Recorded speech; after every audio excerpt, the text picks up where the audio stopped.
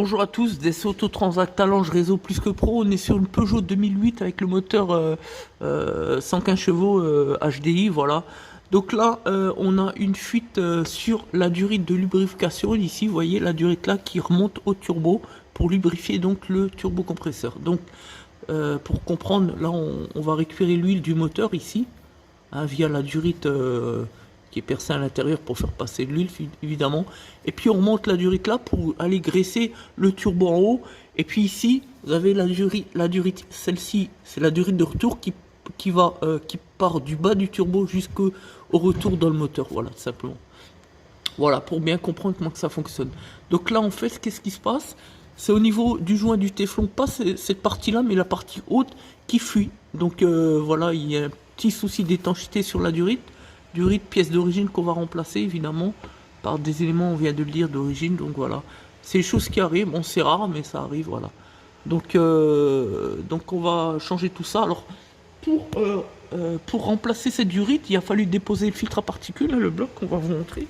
Voilà, filtre à particules, belle pièce.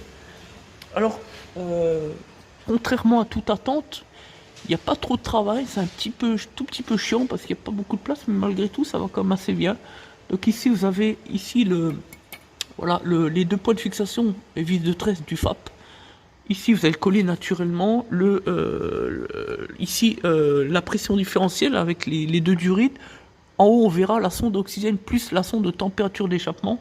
Voilà, des petites choses comme ça à déposer. Après, la durite au niveau de la fixation du turbo, enfin, rien d'extraordinaire. L'avantage maintenant, c'est qu'ils ont modifié la protection par chaleur. C'est imprégné. En tout cas, c'est fixé directement sur le filtre à particules, alors qu'avant, c'était vraiment des tôles à part.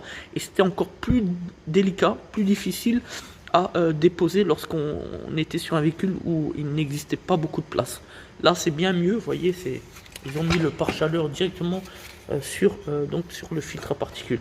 Donc ici, vous avez la pression différentielle retour, ici la pression différentielle entrée, ici la sonde de température d'échappement, pardon, et ici la sonde d'oxygène. Voilà, tout simplement.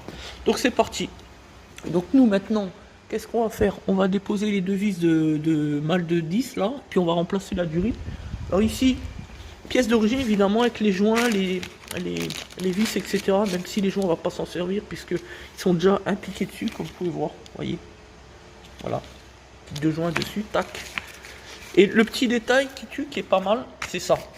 C'est que sur les durites, ici, pour éviter qu'on force sur la durite pour justement... attendez, je vais vous montrer. Pour éviter qu'on force sur la durite, ici, vous avez un arritoire.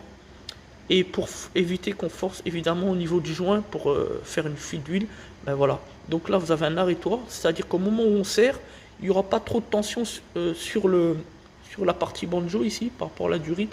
Et donc pas de problème de d'étanchéité à l'intérieur, puisqu'à l'intérieur, comme on vous l'a dit, on a une espèce de joint en téflon.